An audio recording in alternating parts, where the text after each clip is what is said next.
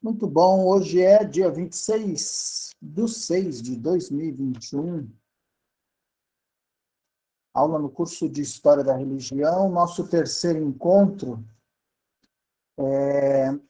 O tema hoje é misticismo, e não sei se a gente vai ter espaço para muita coisa depois no final de dúvidas, porque esse tema de todos é o mais longo, embora ele deveria ser o mais curto, mas ele provavelmente, eu acho que ele vai ser o mais longo. Então, quero que vocês tenham um pouquinho de paciência. O tema também está no nosso livro, que está aí na Editora Aliança para fazer a revisão, para a impressão. Eu queria começar com essa frase: somos assim. Sonhamos o voo, mas tememos a altura. Para voar é preciso ter coragem para enfrentar o terror do vazio, porque é só no vazio que o voo acontece. O vazio é o espaço da liberdade, a ausência de certezas. Por isso trocamos o voo por gaiolas. As gaiolas são o lugar onde as certezas moram. Fyodor Dostoiévski. Na verdade, essa frase ela foi elaborada, ela é uma releitura de uma parte de um texto do Dostoiévski, um dos maiores romancistas do mundo, o russo. Seus livros não são fáceis de ler, mas são uma verdadeira obra-prima. E isso aqui é uma releitura do Rubem Alves, tá? Do nosso Rubem Alves. E é com essa frase que eu queria começar. Nós fizemos a chamada para a aula de hoje, que foi postada, e com ela nós vamos começar. E a gente vai tentar entender, no decorrer da nossa fala, as razões desse pensamento. Tá? Para começarmos o tema de hoje, a gente, como sempre, nós precisamos buscar socorro na Grécia Antiga. Tá? O adjetivo místico, no decorrer da história, ele vai adquirindo diversos sentidos. No mundo ocidental, a primeira ocorrência que nós temos conhecimento, ela é da Grécia Antiga, e justamente ela servia para designar os seus mistérios, né? Designar os seus mistérios. Isso é um negócio muito curioso, né? Quando a gente fala de mistérios, o que foram esses mistérios gregos, né? Os mistérios gregos, eles eram ritos de iniciação que aconteciam nas diversas escolas de espiritualização na Grécia, que eram fechadas, eram escolas destinadas apenas a uma pequena parcela da sociedade, como a gente já falou nos encontros passados, e é justamente quando a gente fala de mistérios que a gente precisa, em primeiro lugar, pelo menos tentar entender como é que os gregos desenvolviam as suas escolas, e três pontos específicos, três escolas específicas se destacam na Grécia Antiga. Nós vamos ter os mistérios de Eleusis, os mistérios dionisíacos e os mistérios do orfismo, ou mistérios órficos, né? Na verdade, aqui não é mistérios de orfismo.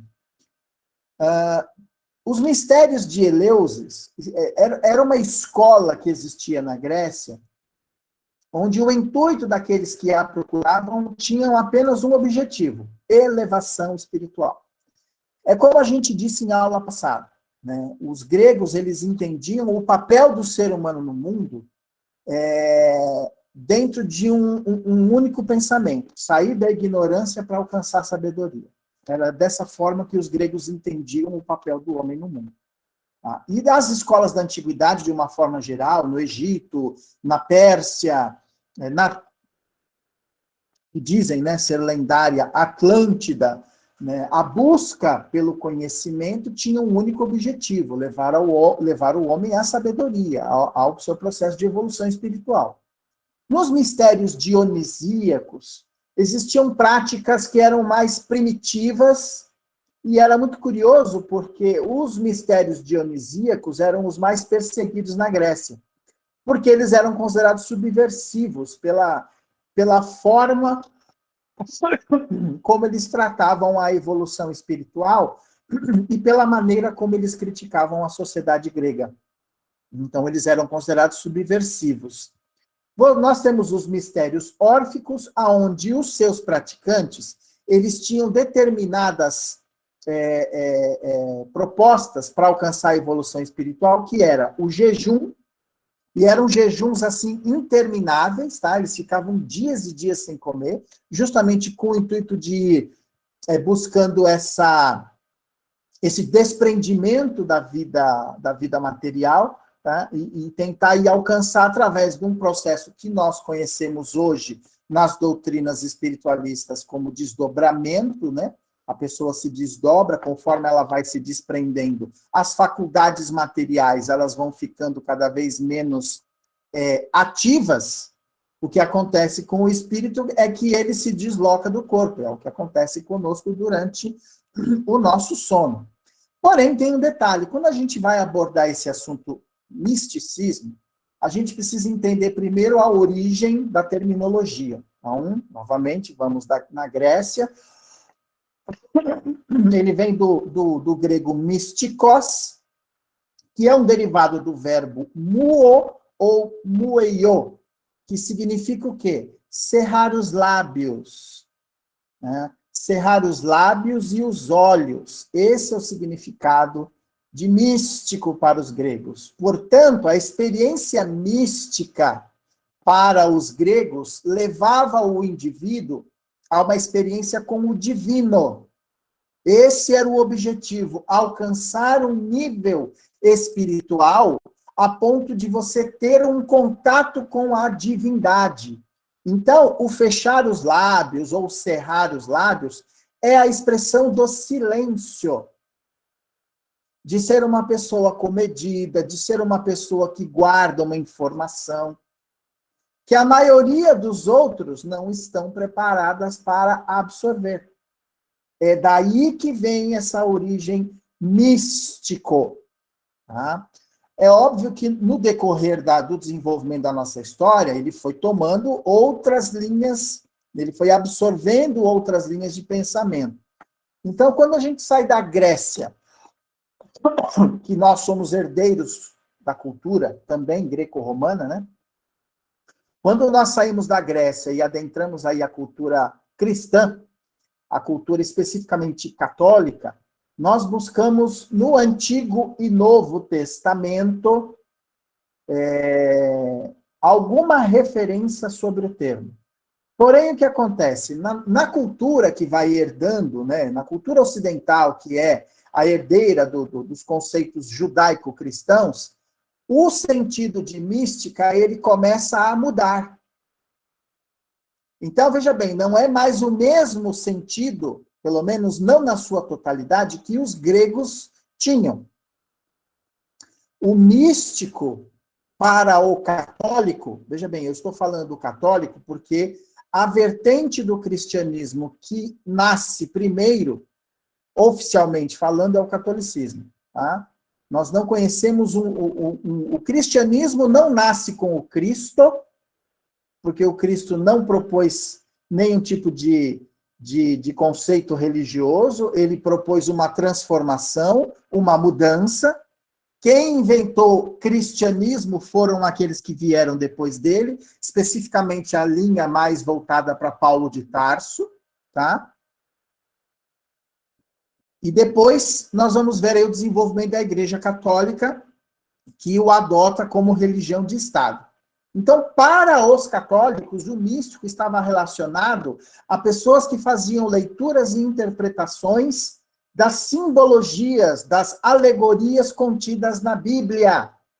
Notem como muda o conceito de místico dos gregos para os católicos.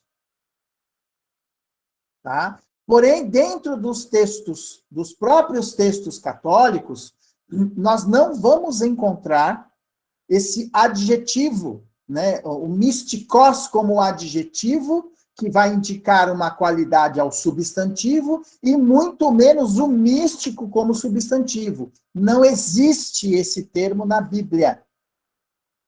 A Bíblia, especificamente o Antigo Testamento, ele vai apresentar derivados desse conceito.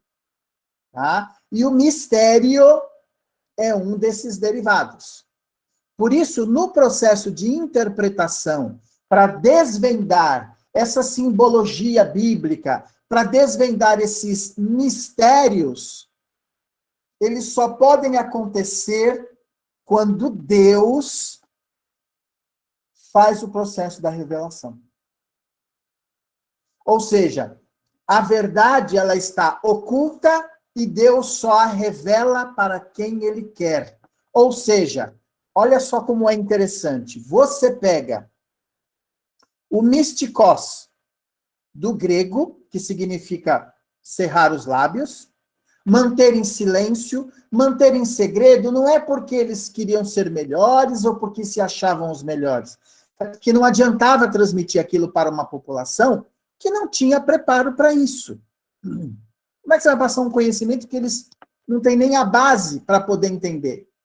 No conceito do catolicismo, nós já vamos ver a mística sendo adotada como uma espécie de... É uma prerrogativa do Pai, do Criador, que ele só revela para quem ele quer.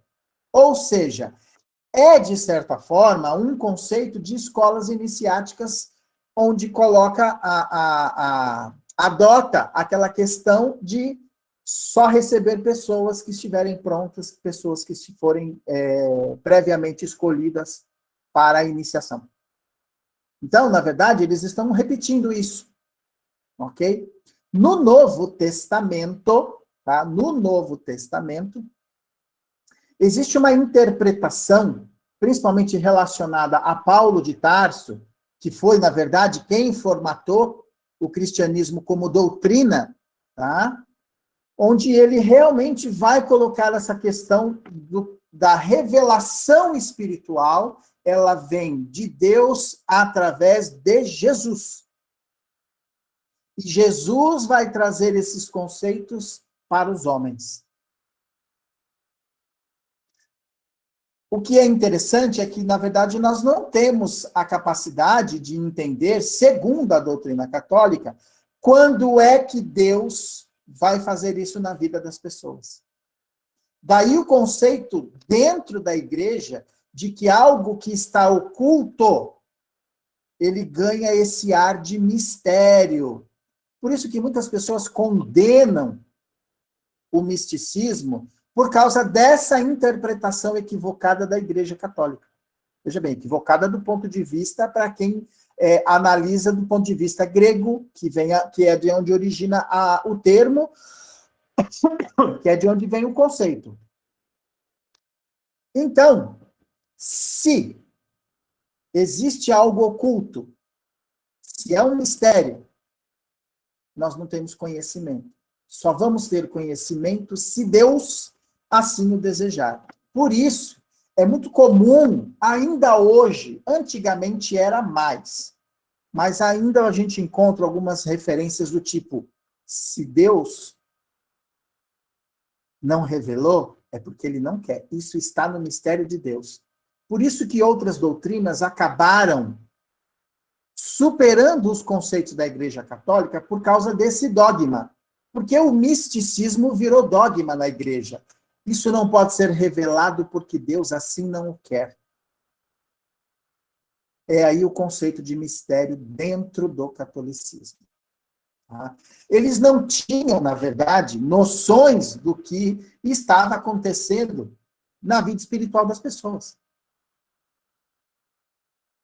Então, para eles, só era possível ter acesso a informações do Pai se você mudasse o seu coração. Ou seja, se você purificasse a sua alma. E aí nós vamos ver a própria teologia cristã se desenvolvendo durante a construção da Igreja Católica, principalmente nos 3 primeiros séculos da Igreja, tá? Aonde a mística ela vai entrar dentro de 3 pontos que são importantes de nós entendermos.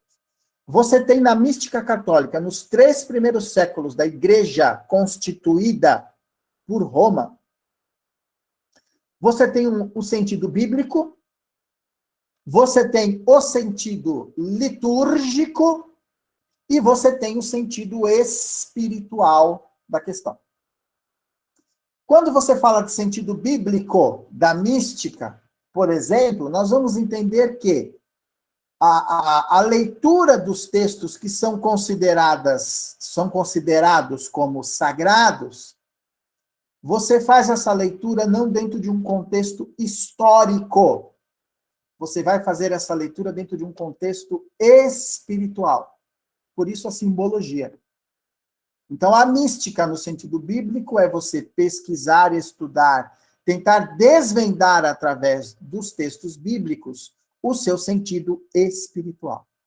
No sentido litúrgico, a mística é o Cristo atuando de forma oculta na vida das pessoas.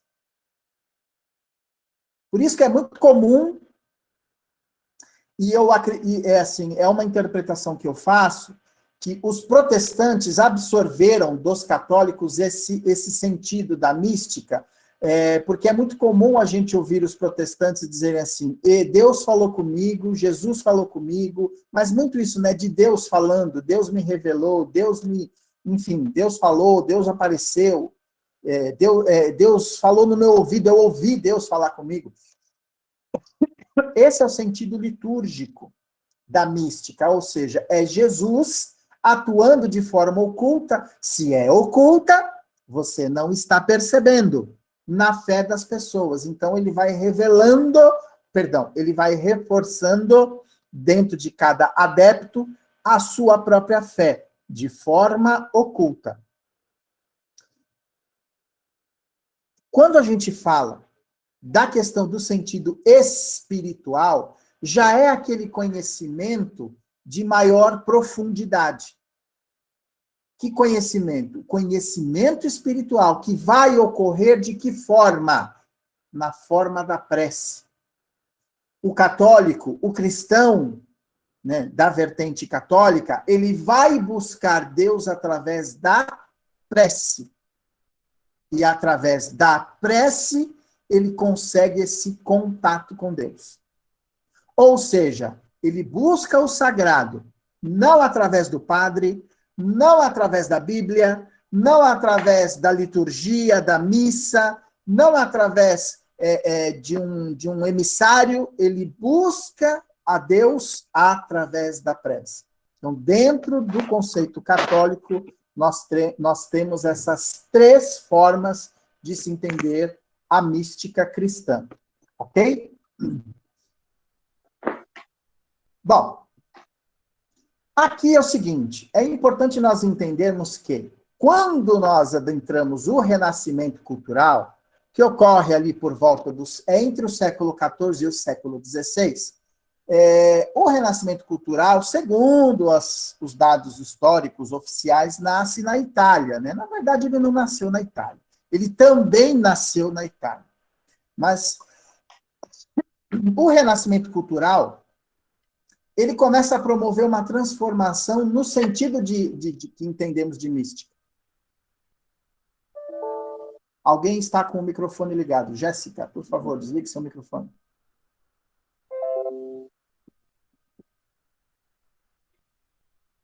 Deixa eu ver se eu consigo desligar ele.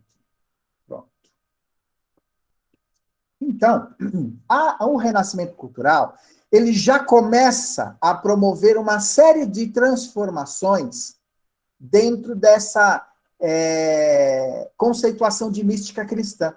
Ou seja, essa experiência íntima, né, que as pessoas buscam com Deus, com o Cristo, ela vai justamente acontecer através da prece e da meditação. Isso se tornou um perigo para muitos pensadores. Por quê? Porque você dispensa o papel da igreja nesse momento. Ó, a igreja não precisa ser a intermediária desse contato com Deus. Isso só foi possível quando surge o renascimento cultural e depois o iluminismo, quando as pessoas tinham maior poder de questionamento. Então, quando a gente começa a abordar essa busca pela experiência, essa busca por encontrar Deus entre o século XIV e o século XVI, nós vamos encontrar uma série de pensadores que rompem com a Igreja Católica, justamente porque eles entendiam que esse contato com Deus através da prece, ele não precisa ser dentro da igreja. Ou seja, a busca pela mística cristã, ela se dá agora através de um processo independente. Isso foi um problema. Foi um problema para a igreja, porque eles tinham que administrar o quê? Uma espécie de rebeldia, vamos dizer assim. Então, eu gosto muito dessas três figuras, que eu acho que elas são extremamente importantes. Existem outras, é claro, mas eu as considero extremamente importantes para o desenvolvimento desse conceito da mística independente dentro da própria Igreja Católica, que é São Francisco de Assis, o primeiro personagem aqui, o mestre Eckhart, segundo personagem, século XIII, e Santa Teresa d'Ávila, no século XVI, a mística a mística espanhola. Então, esses três indivíduos, eles começam a desenvolver um projeto de espiritualização dentro da própria igreja, porque eles pertenciam à Igreja Católica, só que agora eles começam a fazer isso de forma mais independente. Ou seja, a igreja começa a não influenciar tanto a vida dessas figuras. Tanto que, olha, Santa Teresa ficou presa, enclausurada. Os padres, as grandes autoridades da igreja a consideravam louca. Principalmente porque era mulher. Tá? Lembra que a idade média para a mulher e para as crianças era um período extremamente complicado. A igreja só vai admitir que mulher tem alma muito lá na frente. Nem isso eles admitiam. Então, Santa Teresa d'Ávila, ela ficava enclausurada, né? Porque esses são monges são religiosos de claustro, e através dessa solidão eles mantinham esse contato. Todos eles eram médiums. Todos eles eram médiums do ponto de vista espírita da palavra. Tá? Então, só que o que a gente percebe nessa questão da vida mística dessas pessoas é a questão do despojamento. Eles se despojaram de tudo. Eles se privavam dessas questões materiais, viviam de forma isolada.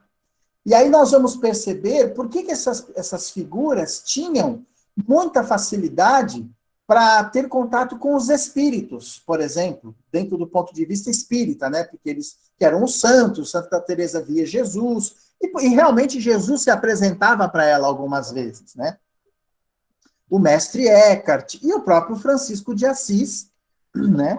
Que não tem nem o que falar dele, né? Todo mundo aqui já conhece a história dele. Então, o primeiro estigmatizado da história, né? Que a gente conhece, que apareceu ali as chagas do Cristo nas mãos dele, nos pés. Diga-se de passagem que o mesmo fenômeno ocorreu a Chico Xavier, ok?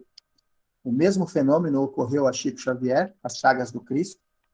Então, nós vamos ver aí que a característica desses místicos da Igreja Católica, desses três personagens específicos que nós estamos falando, era o despojamento, o completo desprendimento. O Francisco de Assis era conhecido como o yogi cristão, ou seja, aquele cara que se desprendeu de tudo e vivia uma vida completamente espiritual, né?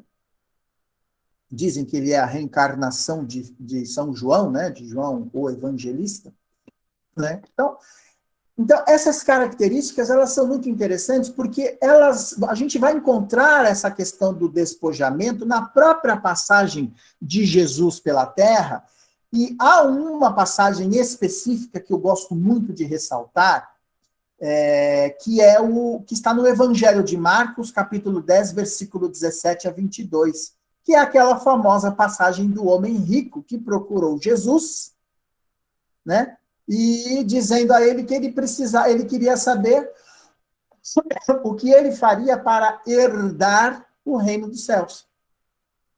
Senhor, o que eu faço para herdar o reino dos céus? Veja bem, olha a pergunta que o indivíduo fez. Ele não perguntou, Senhor, o que eu faço para estar um pouquinho legal do outro lado, para ser bem recebido? Ele já queria herdar o reino dos céus. Nós temos que prestar atenção na pergunta que ele fez. Senão a gente não entende a resposta. E aí a gente fica dando até respostas políticas para essa situação. Jesus olha bem para ele, né, como um grande psicólogo sideral, e fala, você quer então estar ao meu lado no reino dos céus? Então Jesus fala o que para ele? Ame seu pai, sua mãe, respeite, faça caridade, isso e aquilo. E o jovem fala, mas Senhor, tudo isso eu já faço.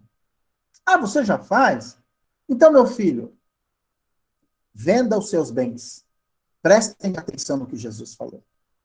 Por isso que eu tenho uma certa resistência com alguns companheiros que falam assim, olha, nessa passagem você vê Jesus como socialista. Aí eu falo assim, leia o que Jesus respondeu. Leia a pergunta e leia o que Jesus respondeu.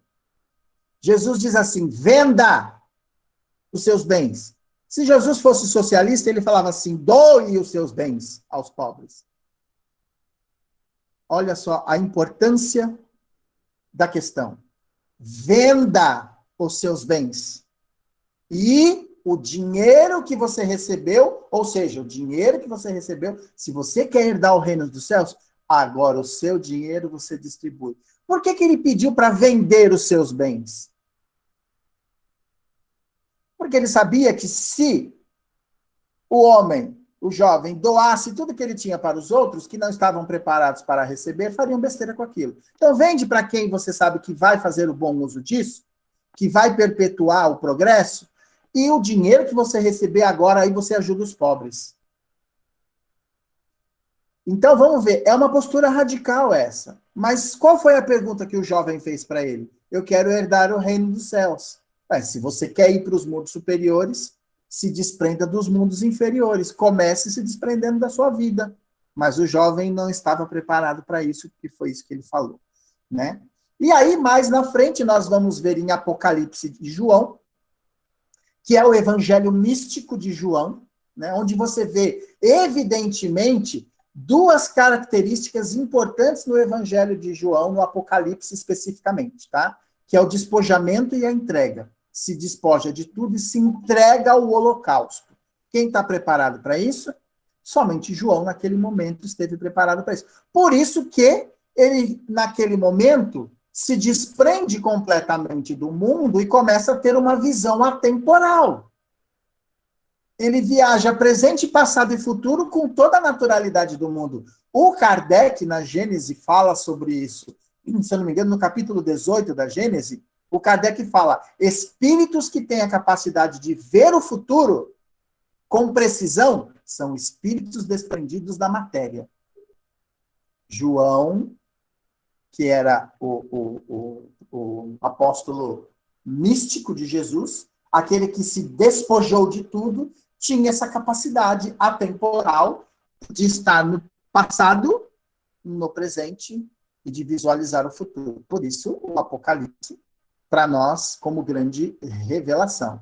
Então, o objetivo, veja bem, o objetivo da experiência mística não é o fenômeno em si, aquele bem-estar que você sente, a busca. O objetivo da mística é buscar Deus. É se aproximar cada vez mais de Deus. Não é você ficar parado naquele êxtase, sabe? Se sentindo bem, aquela coisa meio doida, sabe? Meio radical. Porque se você para só para a percepção de si mesmo, você está sendo egoísta até no desprendimento espiritual. O objetivo da experiência mística é estar sempre na busca do contato com Deus, com a espiritualidade superior. A consequência dessa busca é o seu bem-estar. Mas se você se fixa no bem-estar, você passa a ter limites na própria experiência que você está vivenciando. Ok? Então, por isso que é importante não se fixar tanto no prazer em que você está sentindo durante a experiência, porque isso gera egoísmo e isolamento. Isso é o que faz, muitas vezes, as pessoas se distanciarem das outras. E veja bem, o que João, o que Eckhart fez, o que a Santa Teresa d'Ávila fizeram, eles não se distanciaram dos outros. Aliás, Santa Teresa d'Ávila dizia o seguinte: devemos parar de orar quando a gente encontra alguém que está em necessidade, que precisa de ajuda. Ou seja, a experiência com Deus, ela não pode tirar você da vida, da experiência material. Ela é um transporte afetivo que te compensa espiritualmente. Mas veja bem, ela é só um caminho para buscar Deus.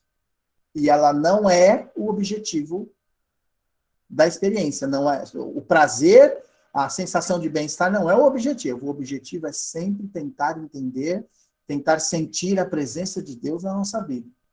Então, a mística, na verdade, ela não vai te inserir no mundo, ela não vai te tirar do mundo. Ela não deixa você alienado. A mística, ela te deixa, você permanece no mundo, mas você não fica preso ao mundo. A maioria dos místicos cristãos, da própria igreja, eles foram reprimidos por causa disso, porque eles falavam. Santa Teresa d'Ávila, por exemplo. Aliás, tem até uma piadinha sobre Santa Teresa d'Ávila, que eu adoro contar, que eu acho ela muito legal, que ela estava passando com as irmãs, né, tentando atravessar um riacho, e de repente veio aquele temporal e aquela água toda e começou a levar elas, e elas, olha, quase morreram afogadas, e com muito sacrifício elas conseguiram passar para o outro lado. E aí Santa Teresa vê quem na frente dela? Jesus. E ele diz assim para ela: vê, minha irmã, como eu trato os meus amigos. Aí ela vira para ele e responde assim: é por isso que os senhores têm tão poucos. Né? Ou seja, se todo mundo tem que passar por tudo isso, então é lógico que isso aí é uma alegoria de que assim, a busca por Deus, ela também enfrenta a busca dos caminhos difíceis. Por isso que quando o místico começa a se elevar, se ele não tomar cuidado, ele fica só dentro desse prazer da elevação e esquece que ele tem um objetivo com isso, que é o encontro com Deus, que é buscar e sentir Deus dentro de si. Os caminhos da mística, eles são diversos, né? A experiência, ela é singular, mas os caminhos da mística são diversos. Várias religiões vão nos oferecer caminhos diferentes. Então, se eu compreender a experiência mística em seu verdadeiro sentido, ou seja, que eu preciso me despir de conceitos prévios, incompletos e principalmente de preconceitos, que eu tenho que romper com as minhas limitações de termos, porque algumas pessoas criticam a mística por causa do pensamento católico. Ah, isso é coisa de mistério. Aliás, a pessoa não entende nem o que é mistério, porque se ela entender o que é mistério, ela vai entender o que é mística, né? Muitas vezes é má fé mesmo das pessoas. Então, quando a gente rompe com isso, a gente começa a vivenciar uma experiência onde Deus vai se manifestar cada vez mais na nossa vida. Obviamente que nós não vamos descrevê-lo, tá? Não se descreve Deus. Por que não se descreve Deus? Não se descreve Deus porque Deus não tem uma descrição. A gente vai sentir. Descrever Deus é chegar até Ele. Descrever Deus é chegar até Ele. E até onde me consta, não conheço ninguém, a não ser o próprio Cristo, que possa ir, que realmente foi o que mais se aproximou dessa realidade, né? Até isso, a gente ainda tem uma série de outros questionamentos que não cabe aqui nessa aula agora. Então, a ciência atual, obviamente, que não vai não vai abordar essa questão. Então, dentro dessa mística cristã católica, principalmente nos dias de hoje, nós vamos ver aí teólogos, filósofos, pensadores mesmo da mística, todos aí em busca dessa experiência com Deus. Veja bem, se não entender que a experiência mística não é a experiência apenas de pessoas escolhidas, a pessoa vai ficar interpretando o misticismo como um mistério. Ela fica presa nessa questão. E aí, ela coloca a experiência mística de forma pejorativa. Então, o conceito de Deus apenas como mistério, depois da Revolução, depois da Revolução Cultural, né, do Renascimento Cultural, ele muda. Muitos pensadores dentro da igreja romperam com a igreja justamente por quê? Porque não tem pessoas escolhidas. Todo mundo pode buscar. É a tradição dogmática da igreja que quis manter isso, mas isso era uma forma de controle, né? Então, ou seja, não que Deus seja acessível, mas a nossa busca, ela é incessante, ela não para. E é nessas buscas que a gente vai encontrando nos menores detalhes a presença de Deus na nossa vida. Mas não é só o encontrar, ele vai além do simples encontro. Ele ele entra na questão do sentir. Por isso que o evangelho, ele é essencialmente iniciático e místico.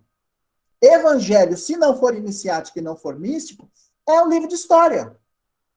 E com temas e textos ainda completamente fora do racional. Por isso que não dá para interpretar dessa forma o evangelho. Ok? Vamos lá. Seguindo aqui. Bom, eu queria falar um pouquinho agora sobre a mística sufi. O sufismo, ele é considerado como o esoterismo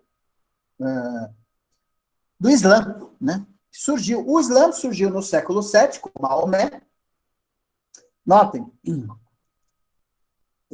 não sei se eu falei isso em aulas passadas, mas uma das características importantes, por que o Islã é a religião que mais cresce no mundo? O Islã é a religião que mais cresce no mundo. A maior religião em termos de adeptos ainda é o catolicismo. Mas muitos por tradição, né? Aquela coisa da tradição. É católico que foi batizado, mas nunca frequenta uma igreja. Mas, enfim. Mas o Islã é a religião que mais cresce. Por que isso? Se nós observarmos o tempo que a igreja levou para romper com algumas coisas, por exemplo, com a tradução da Bíblia para os vernáculos. Você traduzir uma Bíblia para o francês, o inglês, o alemão, a igreja não deixava. Era só em latim, e só padre estudava o latim, né? Eram raras as pessoas que entendiam de lá. Aliás, na Idade Média, eram raras as pessoas que sabiam ler e escrever, que dirá entender o latim, que era uma língua nobre. Então, a grande sacada do Maomé foi ter alfabetizado, colocado como lei, como uma regra essencial, você alfabetizar as crianças no Alcorão. Esse é o grande diferencial. Enquanto a Igreja Católica não permitia que o conhecimento chegasse, que a leitura da Bíblia fosse popularizada, Maomé saiu na frente quando ele ensina as pessoas a ler e escrever e alfabetiza as crianças no Alcorão. Acabou. Por isso que o Alcorão, o Islã, é uma religião poderosíssima.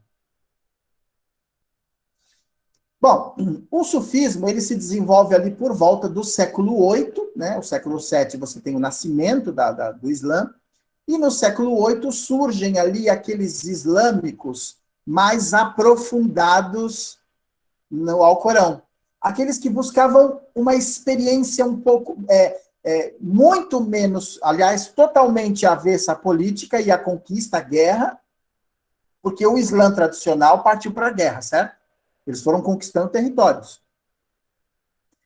O sufismo, que, aliás, esse termo não é um termo correto, mas popularizou, o sufismo, ele surge como uma proposta de filósofos islâmicos que queriam ficar afastados das questões políticas e das guerras. Ou seja, eles queriam se aprofundar na experiência com Deus. Tá? E aí surge, eu vou destacar, existem alguns, mas eu destaco o Rumi, né?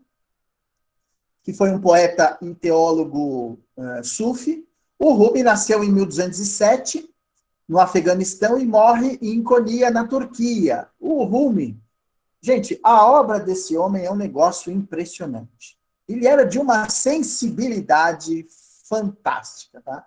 O Rumi, ele é do século XIII. E tem uma frase dele que eu destaco muito, que é essa aqui: se você não me achar em você, nunca me achará, pois tenho estado contigo desde o início de mim.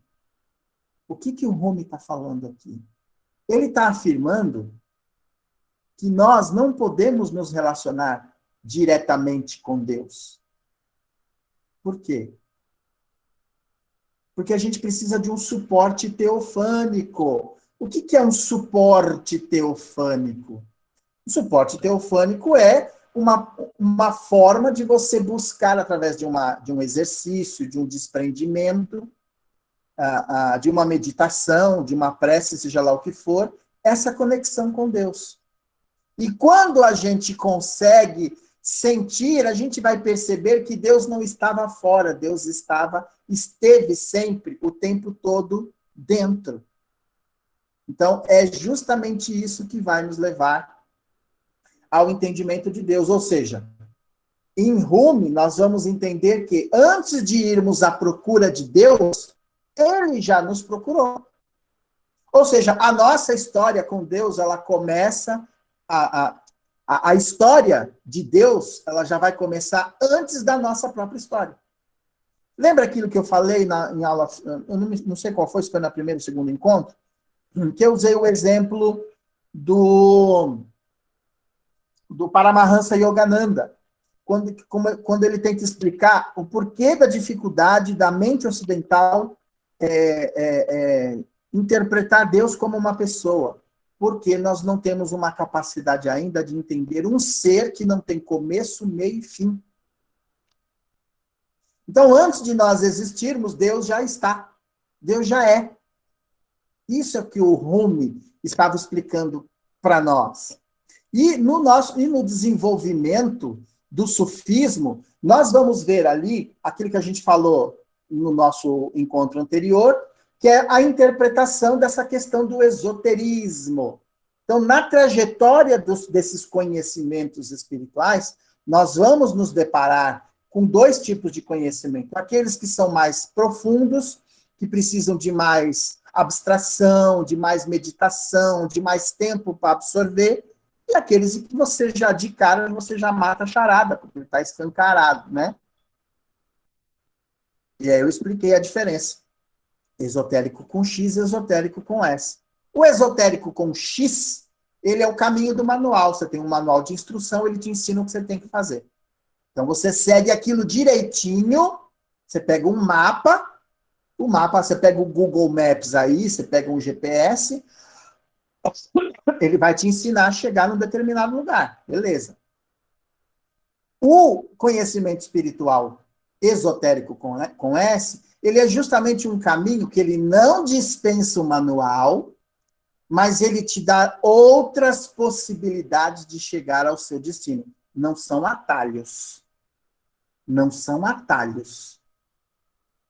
Então, o esotérico com S, ele vai entender o quê? Que o caminho que ele traça, que ele desenha, ele tem uma dimensão em que vai contar não só com aquilo que ele está vendo, enxergando, mas vai contar com uma dimensão interna, vai contar com o desenvolvimento de uma intuição.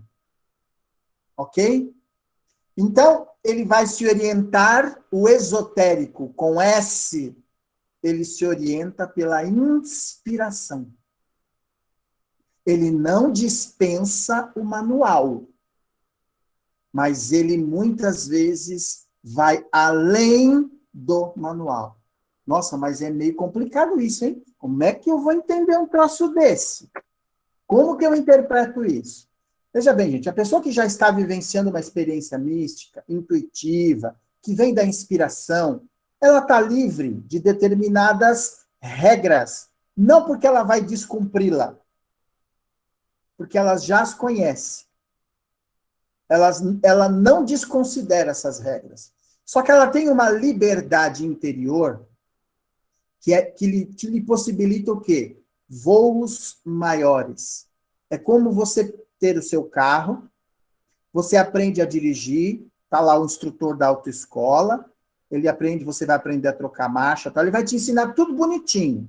Só que com o tempo você vai perceber que você encontra o seu jeito de fazer aquilo sem infringir as regras. Você continua respeitando as regras. Só que você encontrou uma outra forma de poder se desenvolver melhor dirigindo seu carro.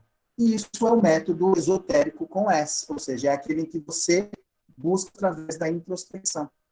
Então, o que acontece é uma ampliação momentânea de alguns conceitos que aparentemente estão fora do manual, mas não estão. É uma experiência de aprofundamento espiritual, onde nós vamos saindo daquela nossa zona de conforto. As certezas elaboradas pelas doutrinas como propostas únicas, elas são superadas. Sabe por quê? Porque quando a gente consegue um processo de entendimento, de sensibilidade maior dentro de nós, nós vamos perceber, nós vamos ter a percepção da unidade. Isso é fruto de maturidade espiritual. Por isso que o místico, ele não pode ser fundamentalista. É só a minha experiência que serve, ponto final. A nossa tentativa de aproximação com Deus, pela experiência mística, ela só é possível se nós não abdicarmos da experiência da matéria. O Kardec, ele fala muito bem isso, quando ele explica a questão do transcendente e do imanente. Só chega ao transcendente, ao espiritual superior, passando pelo imanente, ou seja, pelas experiências visuais, táteis, encarnatórias. Quando estamos buscando Deus apenas dentro da manifestação das características físicas, a mística é corrompida. Quando que nós vemos isso? Quando a gente vê expressões do tipo, Deus, Jeová é o Senhor dos exércitos. Deus é fiel. E Deus pede e exige o dízimo. Isso é conceituar apenas o imanente, isso é trazer um ser que nós não conhecemos, porque nós não sabemos como ele é, porque ele não tem começo, meio e fim, tentar trazê-lo para as nossas questões mundanas. E aí a gente desgraça tudo, né? Deus dos exércitos é o fim da picada. Aí você está lá no trânsito, você vê lá um adesivo na sua frente no carro. Deus é fiel. Você fala, gente, Deus não é fiel.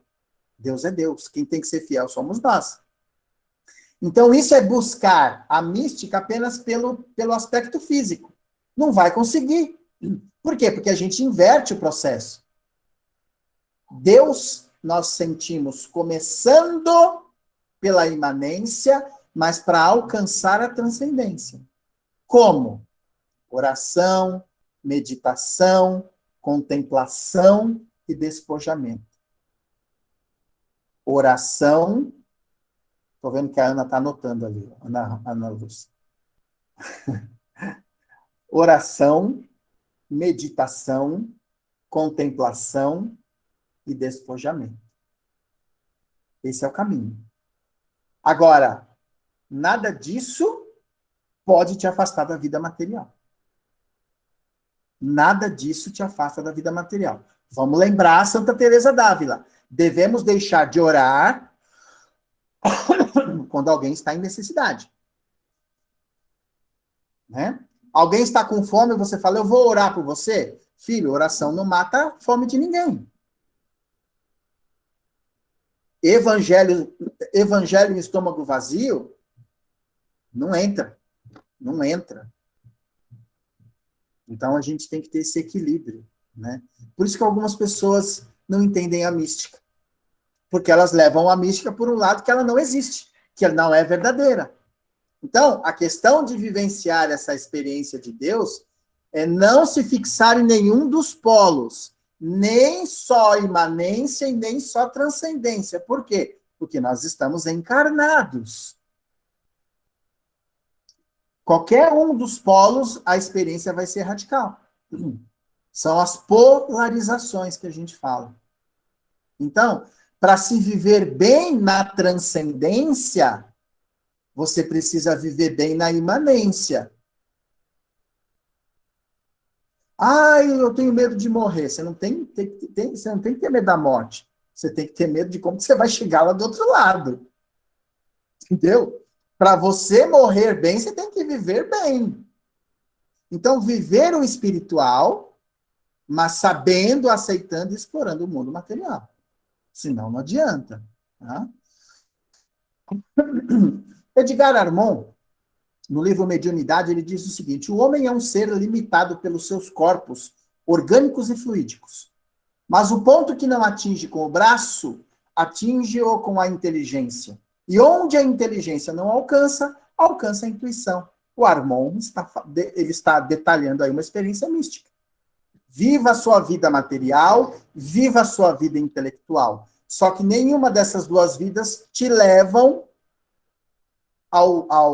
à experiência superior, a não ser a intuitiva. Agora, para você ter boas experiências intuitivas, você tem que viver boas experiências materiais, você tem que procurar um bom desenvolvimento intelectual. Eu não estou dizendo que tem que ser acadêmico, catedrático, PhD, não é isso que eu estou falando. Você tem que ser uma pessoa que tenha sede de conhecimento.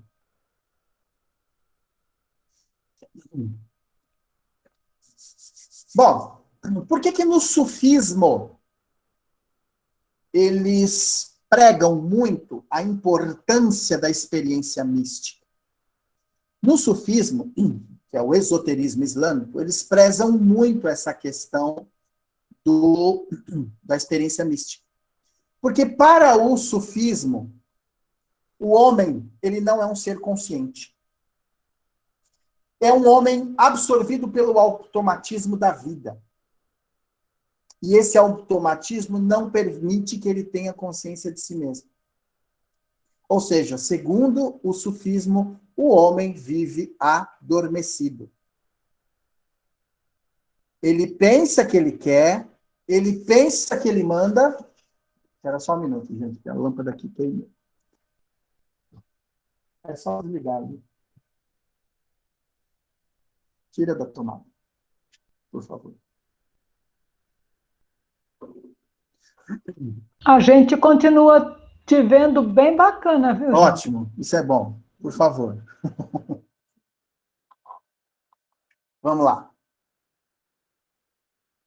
Então, voltando. Ele pensa que quer, ele pensa que manda, é igual o marido, né?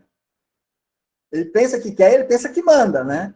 Ó, o seu Oswaldo já tá fazendo assim, ó, com o dedinho ali, ó. Positivo, é igual o marido, né? O marido pensa que quer e pensa que manda. É o ser humano de forma natural, entendeu? Há uma história de um casal, né? Daqueles maridos assim muito machão, que manda, que bate na porta e fala alto, quem manda aqui sou eu. E a filha alcançou ali os seus 15 anos, né? E queria ir na festinha de aniversário da amiguinha. Antônia Rapanelli, você não se manifeste, por favor. Você é do sindicato. O pessoal do sindicato aqui não se manifesta nessa live, tá bom? Então, o que acontece? A menina estava com 15 anos e queria ir na festinha de aniversário da amiguinha dela. E o pai falou, filha minha não sai de casa, onde já se viu, essas baixarias, essas pouca vergonha, não, de jeito nenhum, não, não, não e não. A menina ficou triste, porque ela queria viver a experiência dela com as amiguinhas e tal, e a mãe chegou para o marido e falou, olha, eu acho que você está corretíssimo. Você está muito correto. realmente a sua preocupação é um negócio que, olha, isso, a gente percebe que você olha o Satanás agindo nessa hora, né? A gente percebe que você realmente preserva a integridade da nossa família e nos protege, nós somos eternamente gratos, eu não podia ter marido melhor, ela não podia ter pai. Olha só a negociação. No final das contas, ela falou assim, mas a gente podia fazer o seguinte, vamos lá, nós levamos ela e depois nós vamos buscá-la na porta da casa da amiguinha, o que você acha? Mas veja bem, quem manda é você. Não passou 10 minutos, ele voltou lá. Acho melhor mesmo. Então a gente vai, leva ela. Ou seja, é o ser que não está consciente que o sufismo fala. Ele pensa que quer, ele pensa que manda, mas quem manda a gente já sabe quem é, né? Se bem que aqui em casa quem manda sou eu. Então vamos lá. Voltando ao nosso assunto. A ideia do sufismo é fazer com que o homem desperte para um estado de consciência, tá? Que tipo de estado... Dona Vanessa, eu não deixei você se manifestar nessa live, por favor. Nós não permitimos que a gente se desenvolva. E aí o que acontece? Por que o homem não é um ser consciente? Aí vem, na verdade, a forma como a gente deve perguntar. O homem, de fato, ele quer estar desperto? O ser humano quer despertar para a realidade espiritual? Essa é a questão. Lembra aquela historinha do Buda que eu contei? Não sei se foi para vocês que eu contei. Ou seja, mestre, temos que entrar na cidade e pregar a mensagem e converter todo mundo. Ele falou, por quê? Para quê? Você sabe se as pessoas querem? Não, elas querem. É discípulo, então vai lá, leva a mensagem. E aí o cara volta frustrado, né? Vê que quase ninguém tá nem aí para despertar para a espiritualidade. Imagina, quero nem ouvir falar disso. Então, o que acontece? A pergunta é, você quer sair dessa situação? Se a pergunta for positiva, você quer despertar espiritualmente? Se a pergunta for positiva, como fazer isso? Exatamente, Iris. A maioria não quer sair da Matrix. Né? Ou seja, se você quer sair dessa situação, se você quer ser um ser consciente de si e não manipulável, você precisa de uma ajuda. Que ajuda é essa? De uma escola. É aí que entram as escolas, é aí que entram os mestres, é aí que entra o papel do guru, é aí que entra o papel do professor. A sabedoria sufi, ela pergunta constantemente se aquilo que a gente está fazendo no nosso dia a dia, se a gente está consciente. Você está consciente do que você está fazendo? Ou você está fazendo isso de forma automática? Você está sendo manipulado? A pergunta, na verdade, ela é bastante pertinente. Por quê? Porque o homem, ele vive o ser humano, ele vive duas fases específicas. Ele vive o passado e vive o futuro, mas ele não vive o presente. Né? A gente fica pensando nas coisas que foram boas e tal, não sei o quê, ou nas que foram ruins, e naquilo que a gente quer que aconteça, ou que se vai ser bom, se vai ser ruim. Ou seja, nós vivemos em polos opostos, mas não vivemos a realidade. Não da forma como ela deveria ser vivida. E isso vai dificultar muito a nossa situação. Por quê? Porque, veja bem, nós somos bombardeados o tempo todo por lixo sonoro, visual, o tempo todo. Né?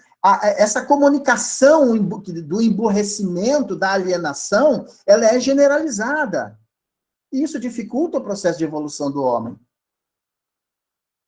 Internet, ao mesmo tempo que está aí para nos ajudar, eu vejo pelos nossos alunos na escola, misericórdia. É de chorar o negócio. Isso nos leva fatalmente a comportamentos extremamente comprometedores, né? Ok? Bom, eu vou passar agora para os senhores, para dar uma quebrada aqui nessa questão. Eu vou pedir a todos que a gente possa agora sentar direitinho, confortável. Nós vamos fazer uma atividade.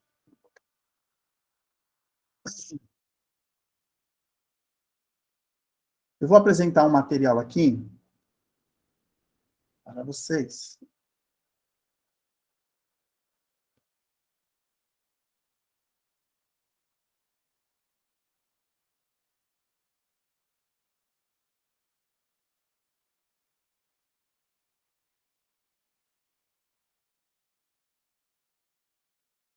Então, vamos lá.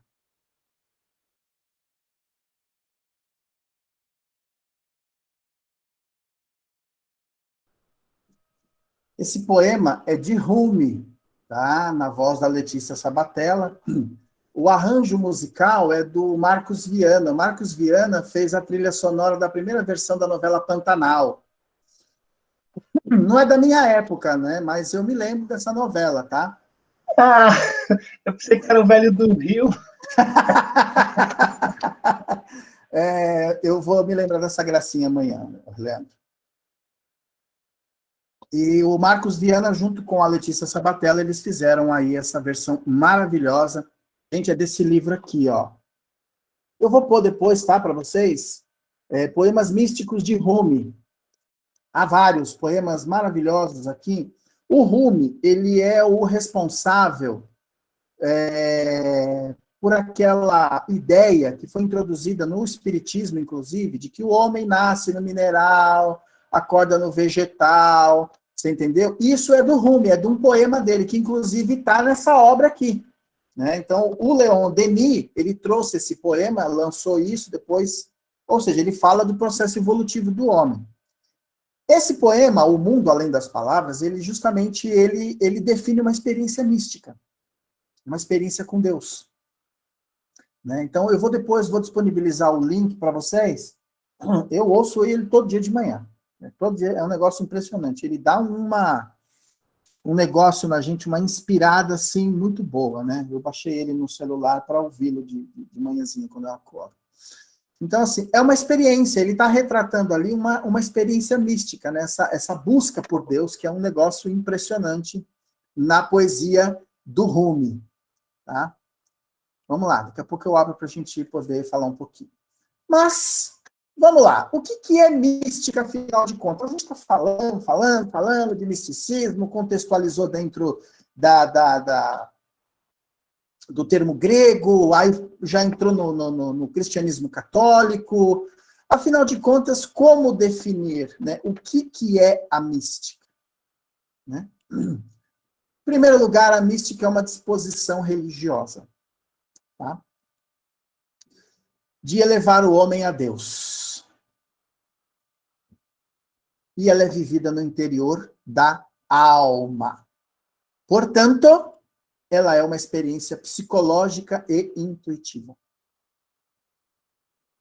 Ela é uma experiência psicológica e intuitiva. Então, se nós olharmos a mística, a questão é que quando a gente fala de misticismo, por isso que eu comentei no começo, né? Falar de misticismo, quanto menos se fala, melhor. Mas se a gente não der uma contextualizada, eu acho que fica mais complicado, principalmente para a nossa mente ocidental. A questão é que falar, escrever uma experiência, que ela é bastante singular, né? Essa tentativa de gerar aí uma expectativa nas pessoas, né? Por isso que a gente fala sobre a mística. Para que as pessoas se empolguem por conhecê-la, por vivê-la. Por que é difícil descrever uma experiência mística? Porque cada um vai viver a sua, ok? Veja bem, nós usamos alguns exemplos. Como é que você vai definir, por exemplo, uma pessoa, explicar para uma pessoa um sabor de um alimento? Olha, gente, isso aqui é gostoso. É gostoso como? Olha, é doce. É doce como? Só quem está comendo sabe.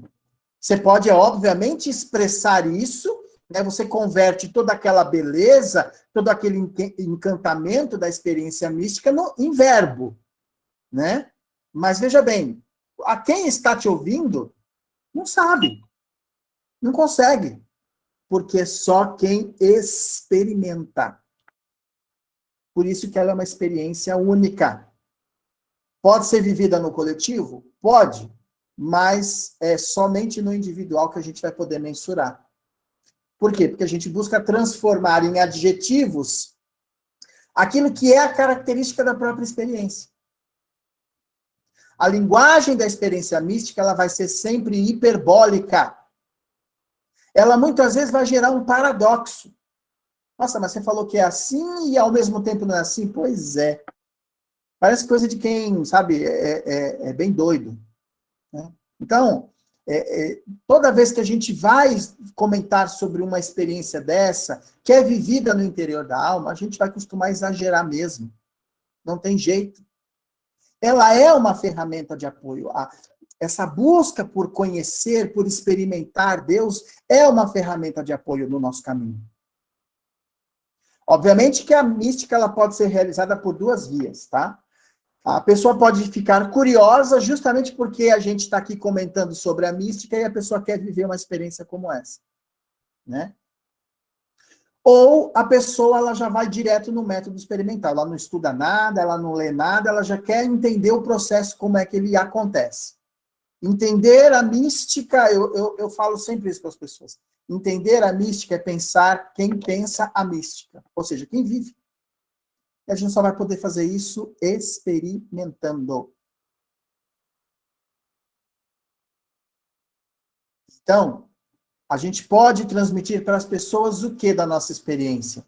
Uma certa euforia, um certo maravilhamento, um certo encantamento. A gente vai encontrar 1000 palavras para descrever, é isso, é isso, é isso, é aquilo, mas a gente não vai conseguir fazer a pessoa sentir aquilo. Né? Quem está vivenciando essa questão é que vai poder senti-la, de fato, dentro de si. Então, novamente, eu pergunto, o que é a mística? Se nós pudermos definir numa única frase o que é a mística, a gente vai buscar ainda em Rumi a resposta. Há uma voz que não usa palavras. Escute. Há uma voz que não usa palavras. Escute. É a chamada voz do silêncio.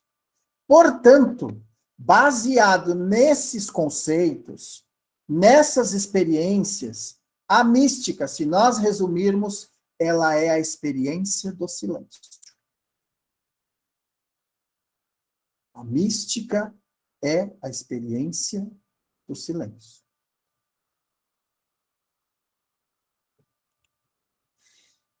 Como conseguir isso? Há diversas formas para se conseguir isso. Então, pessoas usam algumas técnicas, umas vão para o jejum, outras vão para a oração, outras usam técnicas da yoga, né? Técnicas respiratórias, meditações, danças, músicas, hinos, enfim, diversas formas de se buscar essa experiência mística. Tá? Uma coisa que a gente precisa entender, o místico, a pessoa que vai tentar, que vai buscar essa experiência com Deus através do silêncio, ela precisa entender uma coisa. Ela entra num processo de unidade. O que é isso? Esse círculo define muito bem o que a gente está falando. Eu tirei isso de um autor que retrata muito bem a mística, que é o professor Faustino Teixeira. Religião A, B, C e D. Cada representante, cada adepto de uma religião específica, ele está em busca de Deus através da experiência mística, seja ela qual for. A experiência mística, ela te manda para um ponto central. Portanto, imaginem essas 4 pessoas aqui, a pessoa A, a pessoa B, a C e a D, buscando a mesma coisa.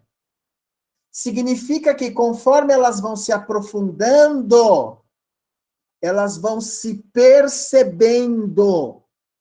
Portanto, a mística não separa ninguém. Ela une. Por quê? Porque está todo mundo buscando o mesmo ponto.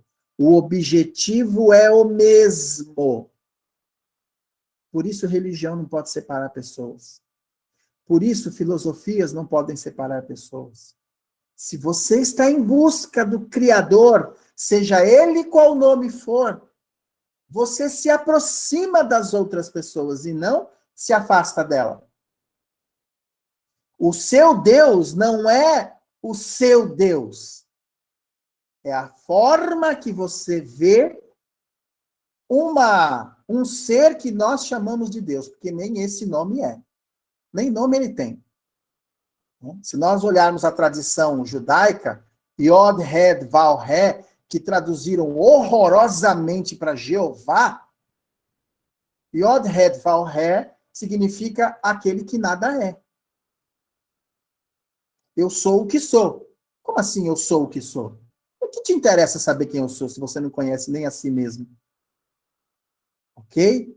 Então, a experiência da interiorização, da elevação espiritual, da mística, do contato com o Criador, ela nos aproxima, católico, protestante, budista, espírita, seja ele qual for, dentro das suas experiências. Então, essa é a finalidade da experiência mística. Ok? Há um conto muito interessante, que é um conto sufista, né? Que diz assim, eu vou ler. Um homem buscou a iniciação e bateu na porta de um templo. Lá dentro alguém pergunta, quem é? A pessoa responde, sou eu. Então volte depois, você precisa cozinhar o seu coração. Cozinhar o coração no sufismo é se libertar das impurezas. É abrir a alma, né? Se desprender. Tempos depois, o homem voltou, depois de ter cozinhado o seu coração, e bateu novamente na porta do templo. A voz do mestre lá dentro pergunta, quem é? Lá fora, responde, és tu! E então agora pode entrar, pois em minha casa não cabem 2 eus. Olha só que interessante. A experiência mística, ela nos leva justamente a essa conscientização. A experiência mística é voar no vazio, é dar asas para o encontro com Deus. Enquanto não compreendermos isso, continuaremos presos às gaiolas. E encerramos por aqui.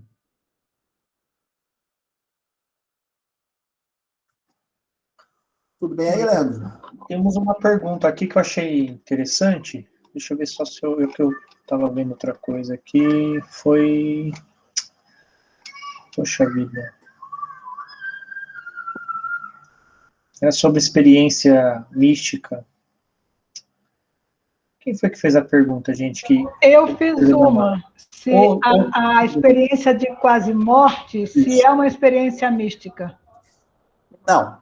A experiência de quase morte não é uma experiência. Ela é tratada como uma experiência mística. Veja bem, a experiência mística é que há uma confusão até dentro do próprio movimento espírita. Uma parte do movimento espírita não aceita essa coisa do misticismo. Inclusive, isso é até tema desse assunto. Eu abordo esse tema sobre a questão do Kardec, essa questão da mística. Depois, se vocês quiserem buscar, tem uma live que a gente fez, que está lá no canal da Aliança sobre misticismo, eu abordo essa questão, por que os espíritas têm problema com essa palavra. A experiência mística é a busca da experiência com a divindade.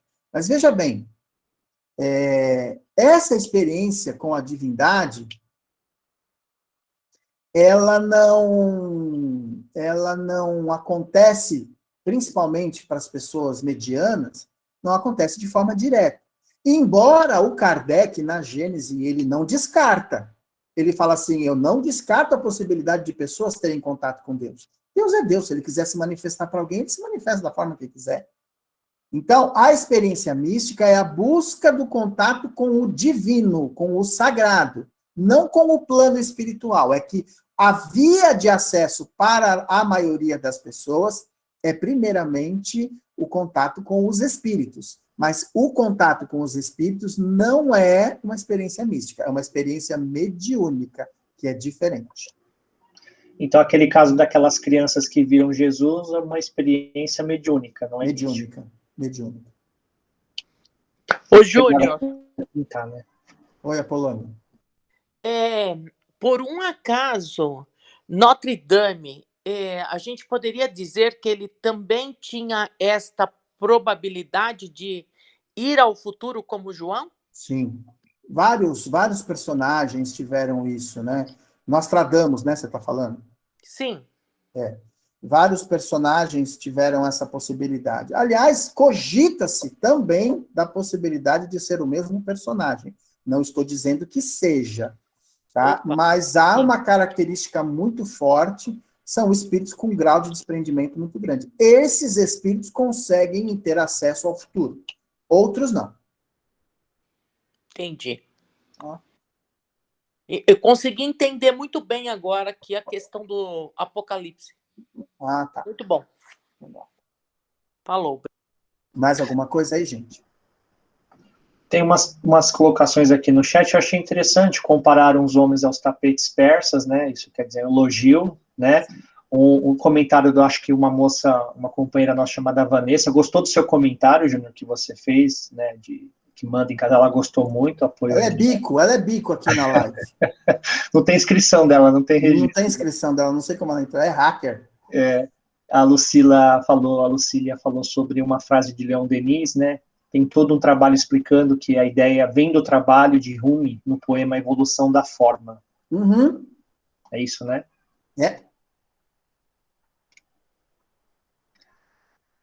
O seu José Joaquim falou sobre a experiência mística largamente inspirada na vida com as doenças. Sou médico e assim a vejo nos pacientes e também em nós que os tratamos. Veja bem, a gente precisa entender o seguinte, cunhou-se o termo místico para qualquer tipo de experiência fora da matéria, né? O Kardec definiu isso, por isso que a gente precisa ser mais... aqui, como é um curso de história, não é um curso acadêmico, claro, é uma proposta de resgate das origens, o termo misticismo é a busca pela experiência com Deus. De que forma? Não sabemos, porque não conhecemos Deus. Quando a gente identifica alguém do outro lado nessa experiência, ela não é mística, ela é mediúnica. Ou anímica, tá? Ou anímica, pelo desdobramento, tá? Ela pode ser a experiência da própria alma, ou seja, a pessoa desdobrou, entrou em contato, viu, é igual aqueles sonhos conscientes, né? O sonho consciente, gente, é um desdobramento, é uma experiência anímica. É a própria alma que está tendo a experiência. Ela só é mediúnica quando você passa a ter o quê? Essa interação entre o plano espiritual e o plano material. Aí é uma experiência mediúnica, da qual todos, em tese, são capazes. Porque há um equívoco aí em afirmar que todo mundo é médium. O Kardec não fala isso na sua obra. Se cunhou no movimento espírita aí que todo mundo é médium, não é verdade. O Kardec não fala isso. Eu tenho aqui um estudo que foi feito há muito tempo atrás, do Livro dos Médiuns. Olha, só no Livro dos Médiuns encontramos aí pelo menos umas 45 afirmações de Kardec dizendo que nem todo mundo é médium. Mas o movimento espírita cunhou falar que todo mundo é médium. Não sei de onde que eles tiraram isso. Porque fulano, no livro do fulano. Então, mas é o fulano que está falando. Você tem que ir na fonte. O que o Kardec fala é que, assim, a maioria das pessoas são mais ou menos médiums.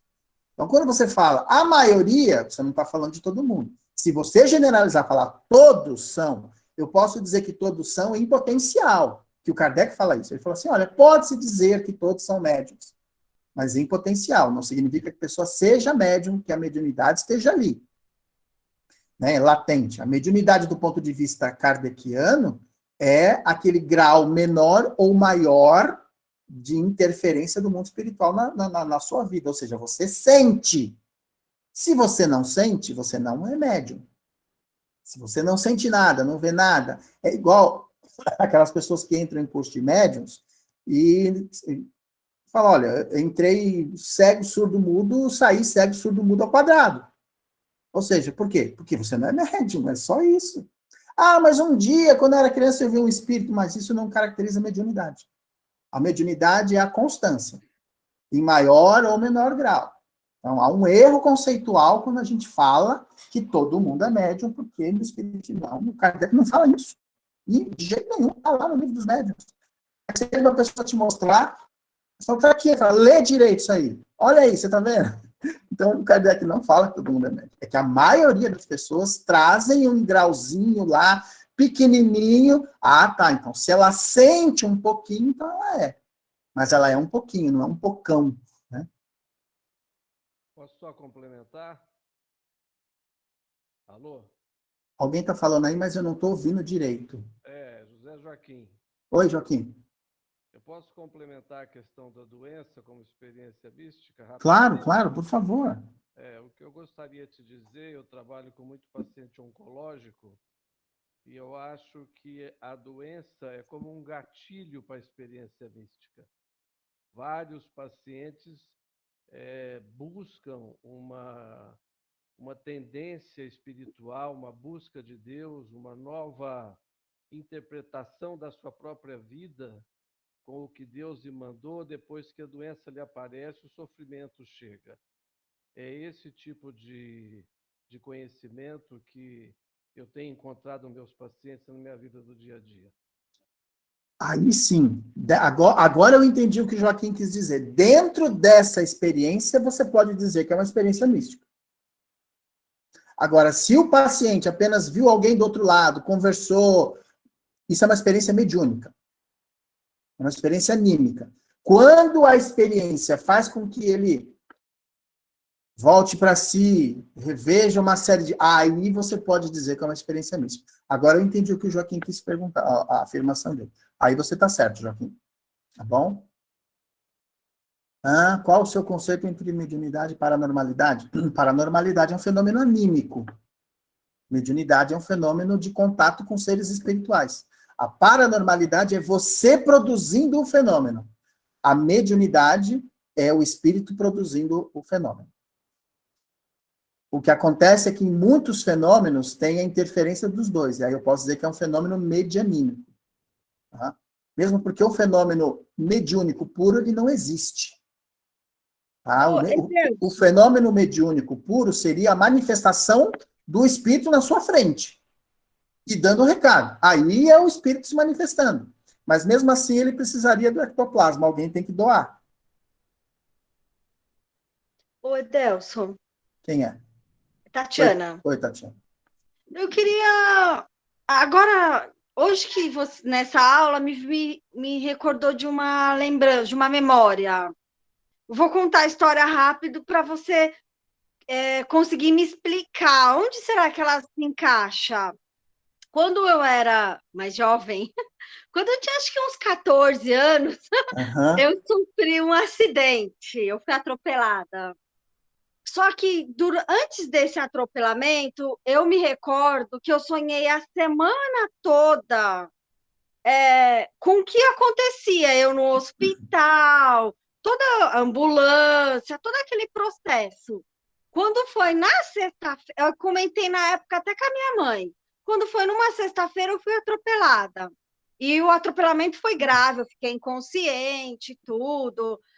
Tive que fazer cirurgia. Minha mãe comenta que eu falava muito que naquele dia um tio meu tinha falecido fazia um mês. Eu falava muito dele, mesmo inconsciente. E hoje em dia, quando eu me recordo disso, eu não sei te contar se o que eu recordo é do acidente em si ou do sonho da semana toda. Eu não consigo mas nem na época consegui entender essa passagem. Aí isso se classificaria como? Premonição. Premonição? Uhum. Tá. Premonição. Tá. Porque foi... Até hoje eu não sei dizer, como eu te digo, eu vi no hospital, eu lembro dos meus pais, mas eu não consigo me lembrar se foi um sonho ou se foi realmente o que eu vivi, porque eu fiquei inconsciente. Uhum. E depois desse atropelamento, eu tive... Dessa passagem, eu tive uma mudança, que eu vou dizer, vou dizer mística, vou dizer mediúnica, né? Uhum, Que me mudou muito, uhum, como médium, vou dizer. Eu entendi. tive 2 situações de problema de saúde que esse colega comentou, que o doutor, que me mudou muito, mas é pela passagem, né? Uhum. Acho bem Não, interessante. é interessante mesmo, é isso mesmo. O Joaquim que falou aqui, que é o esposo da Ana? Ah, então tá bom. Tá. Ô, Júnior, Oi. deixa eu fazer uma pergunta em cima do que você falou aí do Deixa eu perder. misticismo. Deixa eu só antes de você falar, deixa eu só mostrar aqui. A Janice falou de uma obra, essa aqui, ó. Eu recomendo também, tá, gente? Ó, desculpa, mas falar de livro para mim é um absurdo. A Viagem de Tel. Vocês vão ter é um romance, tá? Mas é fantástico a obra. Ela retrata as religiões você aprende sobre os conceitos religiosos de uma forma sensacional. Bem lembrado, Janice. Super legal. É uma obra fantástica essa. Mais livro aí para vocês comprar, tá bom? Essa live vai ficar cara para vocês. Fala, Leandro. No oferecimento de... Eu não tenho vínculo com nenhuma editora, nenhuma distribuidora, não. Tá, O boleto vai depois para o nosso WhatsApp. Você estava falando dessa questão aí do misticismo, né, das experiências, e a gente trabalha muito, né, com o pessoal da infância, da juventude, e a gente tem percebido esse pessoal meio distante, né, desconectado da religião em si, um grande volume, né? E é claro, estou generalizando aqui, pelas nossas experiências. Mas me ocorreu aqui, em cima do que você está falando, que essa geração talvez possa estar mais ligada, talvez, ao misticismo, às experiências místicas para um futuro, para terem as suas respostas, do que está ligado diretamente à religião, ou alguma religião? Eu acredito que a experiência mística é a experiência do futuro. É a mediunidade, vamos dizer assim, o Kardec, ele fala isso, né? O Chico também dizia que a mediunidade de intuição é a mediunidade do futuro. O Armon falava isso também. Ou seja, esse é justamente a hora em que o ser humano alcança o seu grau de potencial, conhece a si mesmo e sabe das suas possibilidades. É a hora que ele começa a trabalhar com a intuição. Trabalhar com a intuição, o que é a intuição? A intuição é quando você tem o contato com a verdade. A verdade é Deus. Ela vem de Deus. Então, eu acredito que o futuro, as pessoas terão cada vez mais experiências místicas. Mas veja bem, a experiência mística, essa aproximação com Deus, ela só é possível através do despojamento. Eu não estou dizendo que a gente tem que se desprender de tudo. O despojar-se, gente, é não escravizar-se à matéria. Tá? Você pode ver lá um empresário famoso, milionário, ser um cara que tem experiência mística. O papel dele na encarnação agora é esse, é gerar emprego, é fazer alguma coisa, mas ele é uma pessoa que foi colocado nessa posição, significa que ele não possa ter essas experiências? Então, a experiência mística ela é a experiência do despojamento. E você imagina, se todo mundo querer viver uma vida de Francisco de Assis, acabou, né? Nós não estamos mais nesse planeta, né? É igual aquele áudio do comandante, né, na entrevista que ele fala da experiência mística dele com Razin, que eles seguem para o Himalaia. Lembra que você colocou no seminário do Armon? Sim. Que esse é o despojar-se, né? Eles tiraram as fardas para voltar para um caminho para ter acesso. E ele falou que não é qualquer um que tem acesso a esses conhecimentos, né? É um negócio interessante, né? O Edgar Armon, eu tenho um áudio dele conversando com uma companheira fundadora da Aliança, e ela pergunta assim para ele, o senhor conheceu o Razin há quanto tempo? Aí ele fala assim, eu lembro da minha experiência com ele há 6.000 anos atrás. Quem que não tem experiência de 6.000 anos atrás aqui, né? Qualquer um de nós aqui lembra de 6.000 anos atrás. Né? Aí ela falou, comandante, conta pra gente. Tá? Na próxima live eu coloco para vocês esse áudio, vocês vão ver.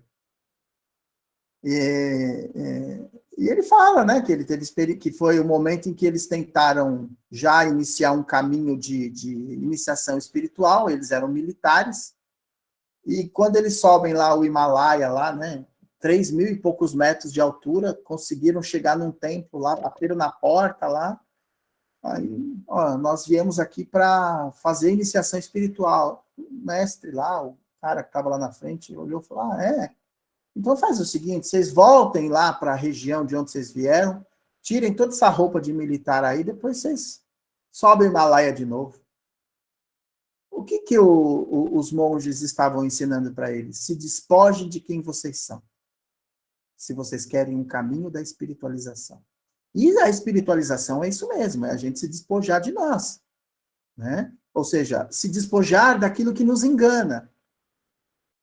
Se despojar daquilo que nos engana, da gente achar que é uma coisa e realmente não é. Que pode uma coisa e não pode, achar que manda, mas não manda. Né, Vladimir Verdal? Então, o que acontece? A gente precisa desses despojamentos, desses desprendimentos para o processo. Se não tiver esses desprendimentos, não tem. E aí, cada um vai vivenciar dentro do seu grau, né, as suas experiências. É o que eu falei, elas vão se dar através de diversas formas, de diversas técnicas. Há pessoas que vão entrar, vai fazer meditação transcendental. Tem um aplicativo, não sei se a Ana Lúcia ainda está fazendo. Você está usando o Lojong ainda? Tô. Tem um aplicativo, tá, né? Então, tem um aplicativo chamado Lojong. Vou colocar aqui. Lojong. Tá aí, ó. Lojong. Você instala ele no celular. Ele é um aplicativo que te ensina a fazer meditação, meditação guiada. Tem meditação para tudo que é tipo. Tem meditação de 3 minutos, de 1 minuto e meio, de 20 minutos. É um negócio interessante. E é legal que, assim, que durante o dia ele vai te mandando uns recadinhos assim, dá uma parada, respira, né? Por 1 minuto, dá uma respirada, olha ao seu redor, veja as pessoas, porque é isso, é o estar no automático o tempo todo no automático, entendeu? Morgana, eu tinha certeza que você ia perguntar isso, eu só estava esperando você se manifestar. Eu vou deixar essas perguntas do WhatsApp para outra semana, porque eu quero dar mais um enfoque um pouquinho, trabalhar um pouco mais isso aqui. Não vou deixar sem responder, não, tá? Mas hoje eu quero trabalhar especificamente essa questão da mística, e para a gente poder compreender que ela está vinculada a todo o fenômeno religioso. Todo o processo religioso. Veja bem, mas não significa que a pessoa tenha que ser religiosa para viver uma experiência mística, tá, gente? Há pessoas que não estão vinculadas a religião nenhuma, ela só faz meditação, alguma coisa assim, ela vive uma experiência mística. Por quê? Porque a experiência mística é a experiência do coração. É a experiência do despojar-se, é a experiência do você abrir a sua consciência. Né? Então, quando, por exemplo, né, a gente pode usar o exemplo nosso aqui da escola de aprendizes do Evangelho, aqueles que fazem a escola, ou já fizeram, né, o Eloy fez essa menção aqui, que a escola de aprendizes do Evangelho, ela nos prepara para a mediunidade também, para o misticismo? Sim, com certeza. Por quê? Porque ela te transmite valores. Tudo aquilo que te transmite valores te prepara para uma experiência mística. Por quê? Valor, o que é? Valor é aquilo que a gente dá importância, né? O que você dá importância na tua vida? A não ser que os seus valores estejam deturpados. Mas tudo aquilo que é valor e que beneficia a sociedade de uma forma geral e beneficia a si, porque o valor nunca pode beneficiar só o outro, o valor tem que beneficiar em primeiro lugar a nós mesmos, ela nos leva a uma experiência mística. Há pessoas que vivenciaram experiências místicas sem o saber. Sem o saber. E aí são propagadores de filosofias, eles instalam projetos de renovação interior e tiveram uma experiência mística, tiveram uma experiência com Deus, ainda que seja de forma muito sutil, mas foi tão impactante, que aquilo transformou a vida da pessoa. Aquilo mexeu com tudo aquilo que ela tinha dentro. O Joaquim deu um exemplo aí agora, né, de pacientes oncológicos. Se tem uma questão hoje que está mexendo, que hoje não, né? Se tem uma questão na área da doença que mexe muito com o interior das pessoas, é o câncer. A própria notícia que você recebe de ter um câncer, ela é de um impacto tão gigante na sua vida, que ela já te dá bate um sino ali na tua cabeça. Você fala, e agora? Ferrou. Aí você começa a rever um monte de coisa. você começa a agilizar um monte de processo. Entendeu? Então, o que acontece? O teu corpo vai se depurando e você vai se despojando. Por isso que a colocação do Joaquim é extremamente pertinente. Aí você está vivenciando uma experiência mística. Por quê? Você está fazendo, através desse despojar-se de si mesmo, das ilusões de você ser aquilo que você achava que era, achava que manda, achava que conseguia, achava que podia tudo, você passa a viver num outro espaço dentro da sua mente e do seu coração. Aí você começa a... Né, Leandro? Né? Rita Costa teve câncer 3 vezes, na primeira vez foi me dado 6 meses de vida. Aí, tá vendo? Tá aí, ó. Tá aí. Tá aí, obsediando todo mundo, né? Não deu moleza para ninguém. Eu costumo dizer que... Não, deixa para lá, vai, senão... Tem pessoas que Deus não quer de volta, não, gente. Ele fala, fica aí. Seu lugar é aí. Eu falo que o meu passaporte da alegria, ele carimbou de novo e mandou voltar, entendeu? Exatamente. Quem te chamou de volta? Não chamei não. Então, as experiências do misticismo, elas vão se revelar na vida de todas as pessoas, independente da religiosidade dela. Né? Ateus têm experiências místicas, olha que impressionante. É claro que ele não coloca nesse patamar. O ateu vai colocar dentro de um fenômeno paranormal, como foi perguntado aqui. Uma coisa é importante a gente não esquecer. Tá? Eu tenho que fazer isso de novo, gente, desculpa, mas eu vou recomendar um outro livro aqui para vocês. Ó. Filósofo Autodidata. É um livrinho pequenininho, tá? Olha, podem ver, ele é pequeno, praticamente cabe na palma da mão. Ele é um livrinho pequenininho, muito bem feito, a arte dele é maravilhosa. Aqui é a história de um processo de iniciação muito direto. E tem uma frase dele que eu pensei aqui para a gente poder encerrar a nossa conversa hoje, que é o seguinte. Quantos livros você lê por semana? Não sei, essa estante aqui são 3.500, eu devo ler uns 2 ou 3, no mês, uns 2, 3, por aí. Então, nós temos uma frase aqui desse livro do filósofo autodidata, que ele diz assim, quem não duvida, não examina. Quem não examina, não percebe. E quem não percebe, permanece na cegueira e na confusão. Tá?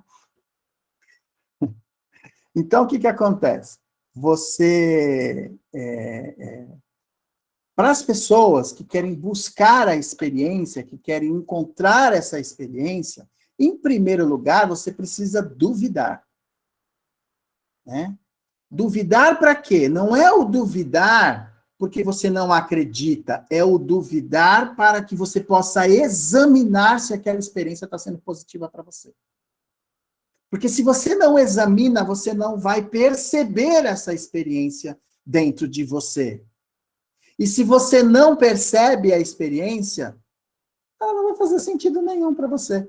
É como uma pessoa que não é médium e o plano espiritual tenta mandar alguma coisa para ela. O que eles vão recorrer? Não adianta, ela não é médium, então tem que desdobrar no sono e conversar com ela. Ou pegar um médium aí para mandar uma mensagem para ela. Né? Então, a gente precisa perceber.